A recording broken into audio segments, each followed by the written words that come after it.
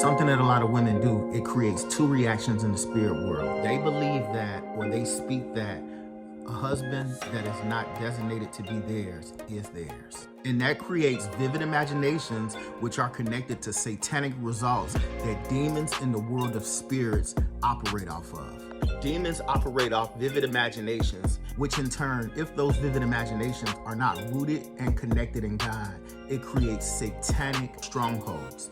Number one, women who say that husbands that are not theirs creates room for the enemy to come in and torment them. You ever heard a woman say, that is my husband, or God said that that was my husband, but God really didn't say that that was their husband. That was their flesh, or that was an imagination that came from the world of spirits, a demonic, a satanic imagination.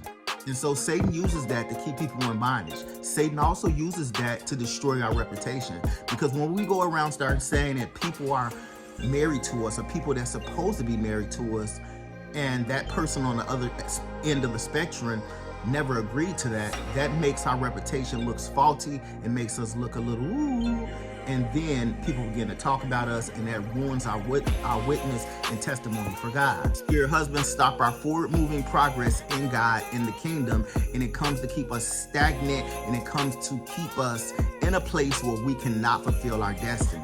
Also, what happens is wicked imaginations begin to develop in our life. When that door of wicked imaginations begin to develop in our life, it opens up a world of spiritual perversion. That's where a lot of people get addicted to pornography. A lot of people get addicted to masturbation, and a lot of people get addicted to a lot of things that are ungodly because of those main two things, the spirit husband and also wicked imaginations. It's okay to have vivid imaginations. Actually, imaginations are part of meditation, but you got to understand what source it's connected to. When we start leaning toward the source of darkness and leaning toward our own understanding, which is our flesh is connected to the world of the spirits. It's connected to the enemy, because our flesh is enmity against God. Our flesh wants to fight against God. So when we have those two components, the flesh and the world of the spirit, which is not connected to God the Father, then we open up doors that keep us trapped. How to overcome the spirit is we cancel vivid imaginations, which can be connected to wicked imaginations, by renouncing out loud with our mouths the things of Satan.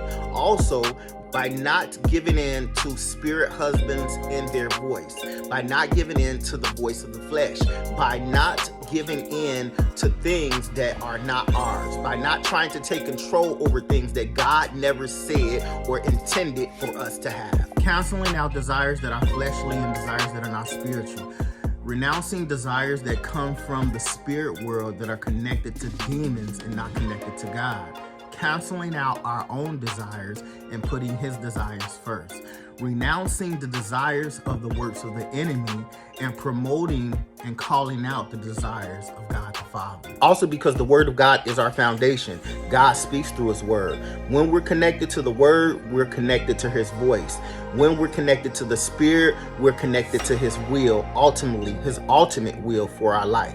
If you do these things, it will be easy to combat the voice of the flesh, and it will be easy to combat the voice of the enemy, which comes to give you vivid imaginations that are not connected to a vivid God.